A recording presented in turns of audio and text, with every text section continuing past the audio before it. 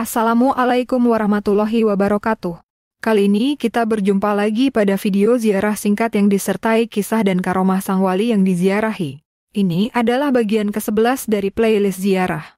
Dan kali ini kita akan berziarah ke makam Kiai Haji Ahmad Zuhdian Nur atau yang lebih dikenal dengan sebutan Guru Zuhdi atau Abah Haji. Makam beliau terletak di jalan belakang Masjid Jami Sungai Jingah, Kecamatan Banjarmasin Utara, Kota Banjarmasin. Beliau adalah ulama karismatik dan sangat populer di kalangan Muslim di Kalimantan, khususnya di Kalsel. Beliau bukan hanya terkenal di kalangan orang tua, namun juga sangat populer di kalangan anak muda. Bahkan, jika melihat dari jamaah beliau, bisa dibilang lebih banyak orang yang berusia 30 tahun ke bawah. Itu karena pengajian yang beliau sampaikan selalu bisa diterima di setiap kalangan, bahkan petuah dan nasihat yang beliau sampaikan sangat relate dengan keadaan anak muda zaman sekarang. Guru Zuhdi adalah anak Tuan Guru Haji Muhammad, ulama terkemuka dan pernah memimpin pondok pesantren Al-Falah Banjarbaru.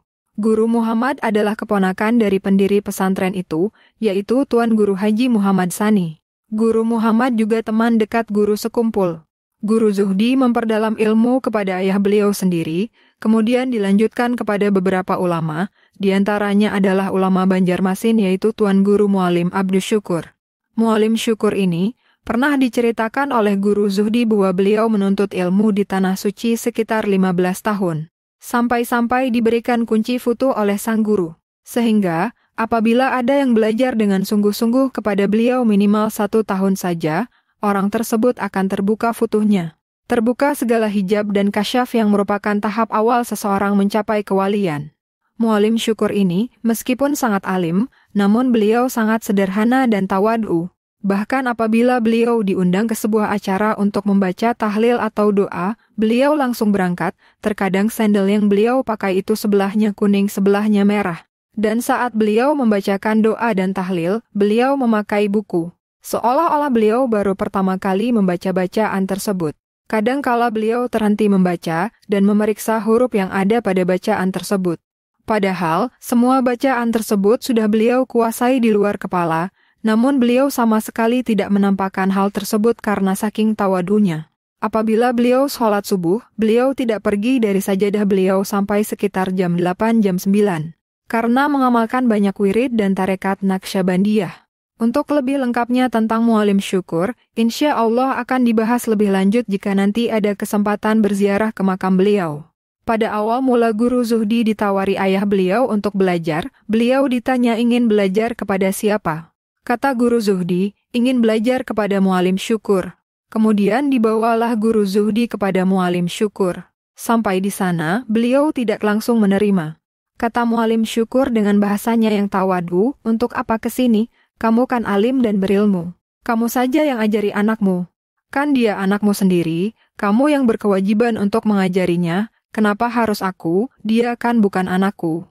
Dijawab oleh ayahnya Guru Zuhdi, bukan aku yang menyuruh dia untuk belajar di sini, tapi anakku sendiri yang meminta untuk belajar di sini.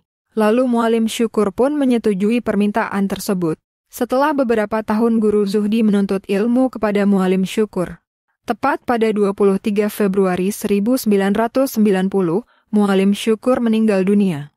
Pada saat itu, banyak ulama Tanah Banjar yang ikut mensolatkan Mualim Syukur. Saat itu Guru Zuhdi juga ikut mensolatkan guru beliau. Imam pada saat itu adalah Guru Pamangkih atau Kiai Haji Mahfuz Amin, pendiri pondok pesantren Ibnul Amin, Pamangkih. Di antara para ulama dan jamaah yang mensolatkan, Guru Zuhdi terkagum kepada salah satu yang hadir tersebut. Beliau sangat takjub melihat sosok tersebut. Dia hanya menggunakan kupiah dan ditutup kain sorban sebagai selungkui. Kalau kalian pernah melihat guru Banjar Indah, begitulah cara orang tersebut memakai kain dan kopiah. Guru Zuhdi sangat kagum dengan orang ini, terlihat sangat tampan dan menawan. Bahkan kata Guru Zuhdi, ini manusia atau bukan? Karena hal yang wajar saja apabila ada makhluk lain seperti jin atau malaikat ikut mensolatkan seorang ulama. Karena Guru Zuhdi penasaran dengan orang tersebut, beliau bertanya kepada ayah beliau. Dan kata ayah beliau, itu temanku sewaktu mondok di Darussalam. Namun beliau tidak menyebutkan nama. Setelah beberapa waktu, karena Mualim Syukur sudah meninggal, Guru Zuhdi yang masih haus akan ilmu mencari guru lain. Awalnya, kata Guru Zuhdi, beliau sangat ingin menuntut ilmu kepada Guru Seman Mulia. Hanya saja Guru Seman Mulia ini sudah wafat sebulan lebih dulu dari Mualim Syukur. Maka beliau memutuskan untuk menuntut ilmu kepada keponakan Guru Seman Mulia yang mana keponakan ini terkenal sangat alim pada masa itu. Untuk diketahui, zaman dulu belum ada medsos dan media video yang menampilkan pengajian ulama. Jadi, cerita tentang kealiman seorang ulama itu hanya bisa didengar dari mulut ke mulut, meskipun sudah sangat sering mendengar ceritanya, tapi belum tentu mengenal orangnya, karena belum pernah melihat dan bertemu. Lalu pada suatu hari diantarlah Guru Zuhdi kepada keponakan Guru Seman Mulia tersebut. Setelah sampai, Guru Zuhdi kaget. Inilah orang yang dilihat sewaktu mensolatkan jenazah Mualim Syukur waktu itu, yaitu Guru Sekumpul. Lalu ayahnya Guru Zuhdi berbincang-bincang dengan Guru Sekumpul, kata ayah beliau, "Ini anakku, aku serahkan kepadamu untuk dididik. Setelah ini, terserah saja mau kau apakan, mau ditegur, dipukul, dimarahi, atau diapakan saja, aku tidak marah." Guru Sekumpul dan ayahnya Guru Zuhdi ini sangat akrab, dari awal mondok sampai lulus mereka berteman akrab, bahkan sudah menjadi saudara angkat. Di akhir pembicaraan, Guru Sekumpul berkata, "Nanti, anak kamu ini akan lebih alim daripada kamu." Dan hasilnya, jadilah Guru Zuhdi yang kita kenal. Memiliki ilmu yang sangat luas dan dalam, serta ajaran-ajaran yang bisa diterima di semua kalangan. Setiap pengajian beliau selalu dipenuhi ribuan jamaah yang memenuhi sampai jalanan. Di awal-awal pengajian beliau, Guru Zuhdi lebih menekankan pengenalan kepada ilmu fikih agar kita bisa menyempurnakan ibadah. Kemudian, di tahun-tahun akhir sebelum beliau wafat, beliau lebih mengajarkan tentang akhlak melalui ajaran-ajaran kitab tasawuf yang beliau baca. Di antara ajaran yang selalu beliau tekankan adalah pelajaran untuk mengontrol diri agar tidak mudah marah, tidak iri dengki, tidak ujub dan riya. Jangan pernah sombong dan merasa hebat dari orang lain. Dan hal yang paling utama adalah jangan pernah merasa memiliki diri. Karena segala sesuatu yang ada di alam semesta adalah milik Allah, termasuk diri kita sendiri. Dengan selalu menyadari diri kita adalah hamba, maka perasaan dan kelakuan negatif akan hilang. Yang beliau ajarkan sejalan dengan tingkah laku beliau sendiri. Meskipun beliau banyak memiliki khadam, atau orang yang senantiasa ada di sisi beliau untuk membantu keperluan beliau, tapi beliau tidak pernah berpangku tangan. Selama sesuatu itu bisa beliau kerjakan, beliau mengerjakan sendiri. Contoh kecilnya saja apabila ada acara, meskipun acara tersebut adalah acara beliau sendiri. Pada sebagian orang, jika sudah ada yang membantu di acara, tidak perlu lagi turun tangan, tuan rumah cukup fokus kepada hal-hal penting saja. Namun beliau tidak, beliau turun tangan memasang tenda, menyusun kursi, dan macam-macam. Karena hal ini sudah beliau biasakan sejak belajar dengan Guru Sekumpul. Saat pembangunan Mushala Ar-Raudah yang sekaligus menjadi majelis Guru Sekumpul, Guru Zuhdi termasuk orang yang aktif membantu pembangunan. Beliau kadang mengaduk semen, cor dinding, dan lain-lain. Bahkan apabila haul Guru Sekumpul, kita tidak akan bisa menemui Guru Zuhdi di ruang utama haul atau di perkumpulan para ulama. Karena beliau aktif membantu di dapur untuk memasak atau kadang di parkiran. Dalam hal kemasyarakatan, Guru Zuhdi juga aktif menjadi anggota pemadam kebakaran. Apabila ada kebakaran, asalkan beliau tidak sedang mengajar di majelis, beliau selalu ikut rombongan untuk memadamkan kebakaran lengkap dengan atributnya. Pernah suatu ketika, ada kebakaran. Guru Zuhdi ingin cepat menyusul rombongan, beliau memakai atribut pemadam kebakaran. Saat itu, beliau mengambil topi damkar. Topi damkar ini memang berbeda. Jika topi biasa, yang panjang itu di depan. Tapi topi damkar ini yang panjang justru di belakang. Karena ingin cepat, beliau tanpa sadar memakai topi terbalik, yang panjang justru diletakkan di depan. Lalu beliau berangkat diboceng menggunakan motor. Sepanjang perjalanan, beliau heran, kenapa kain di depan topi ini menutupi mata. Saat menyiram api pun, beliau merasa topi ini malah mengganggu, karena kain panjangnya menutupi penglihatan. Setelah melihat orang lain, beliau baru sadar bahwa beliau memakai topinya terbalik. Lalu beliau putar kembali topinya. Karena kebetulan kebakaran waktu itu dekat dengan kubah Kiai Haji Sabran Kacil, beliau berkata di dekat kubah, "Guru pian yang mengurus ini. Karena ini dekat dengan makam engkau, maka engkau yang uruskan." Karena kata Guru Zuhdi, Guru Sabran kecil ini ada di situ dan beliau tidak tidur. Kata Guru Zuhdi, kita yang tidur saja kalau ada kebakaran pasti bangun, apalagi beliau yang tidak tidur. Setelah api berhasil dipadamkan dan mereka pulang, kata orang yang membawa beliau, Guru, kenapa tadi memasang topinya terbalik? Kata Guru Zuhdi dengan bercanda, sengaja dipasang terbalik supaya apinya juga terbalik. Banyak lagi kisah-kisah lucu yang sering beliau ceritakan di majelis. Semua pelajaran yang beliau sampaikan di majelis tidak pernah membuat pendengar tegang. Bahkan justru membuat hati menjadi lapang dan ceria karena humor dan candaan beliau. Di antara ajaran yang selalu beliau sampaikan adalah selalu merasa bahwa segala sesuatu yang kita alami adalah nikmat, meskipun secara zahirnya itu adalah musibah. Dan itu terbukti oleh beliau sendiri, beliau menderita penyakit yang begitu parah namun tidak pernah menampakkan dan menceritakan kepada siapapun. Kecuali penyakit tersebut sudah tidak bisa ditahan lagi dan mengganggu ibadah, baru beliau berobat ke dokter. Selama penyakit tersebut tidak mengganggu ibadah, beliau menanggungnya sendiri, karena bagi orang yang sempurna imannya, penyakit itu adalah nikmat dari Allah. Karena itu nikmat, tentu tidak ingin dihilangkan. Bahkan di akhir-akhir umur, beliau sangat ceria mengajar di majelis, senyum indah yang menyejukkan hati para jamaah membuat jamaah tidak menyadari betapa beratnya penyakit yang beliau derita. Hingga pada suatu hari beliau dilarikan ke rumah sakit di Jakarta, membuat semua orang kaget. Karena beberapa waktu sebelumnya, beliau masih tersenyum dan bercanda di pengajian. Aku sendiri, pertama mendengarkan ceramah Guru Zuhdi sekitar tahun 2017, saat itu, aku sangat suka dengan ceramah beliau. Sejak saat itu sering menonton ceramah beliau dari channel YouTube-nya Retna Lisa. Baru di tahun 2019 ada kesempatan untuk berhadir ke majelis beliau di Masjid Jami Sungai Jingah. Karena aku orang jauh, tinggal di Kalteng. Jadi, hanya beberapa kali bisa berhadir ke majelis beliau. Biasanya, pengajian Guru Bahit diadakan setiap 2 minggu sekali di Majelis Bustanul Muhibin, masjid yang ada di dekat Jembatan Basit. Setiap saat itulah aku menyempatkan untuk hadir. Karena majelis Guru Bahit ini dimulai setelah sholat Isya, dan Guru Zuhdi setelah sholat Maghrib. Jadi masih sempat untuk hadir di majelis Guru Zuhdi, ketika orang sholat Isya, itulah kesempatanku untuk keluar dari parkiran. Karena kalau nunggu selesai sholat, pasti jalanan macet.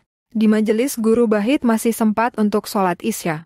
Sampai sekarang, majelis Guru Bahit di dekat Jembatan Basit masih berjalan rutin setengah bulan sekali. Di beberapa pengajian Guru Zuhdi mendekati akhir umur beliau, pernah beberapa kali beliau mengatakan dan mengajarkan untuk bisa menahan diri dan lapar.